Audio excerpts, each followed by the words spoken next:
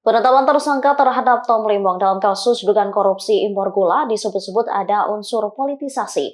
Terkait hal ini, Menteri ESDM Bahlil Lahadalia buka suara. Saat konfirmasi di Istana Jakarta pada Kamis 31 Oktober 2024, Bahlil memberikan jawaban.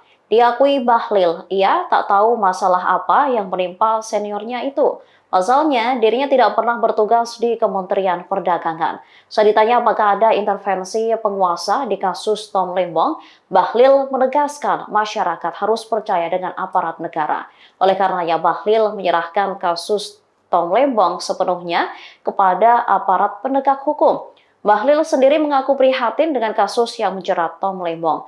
Ia lantas mendoakan yang terbaik bagi ex-mendak tersebut. Diketahui Tom Limbong dinyatakan bersalah oleh Kejagung karena memberikan izin impor gula dalam kondisi stok gula tanah air yang tak mengalami kekurangan, sehingga pemerintah semestinya tak perlu melakukan impor gula.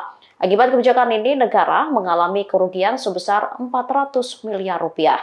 Sementara Kejagung masih menyelidiki aliran dana yang masuk ke rekening Tom Limbong.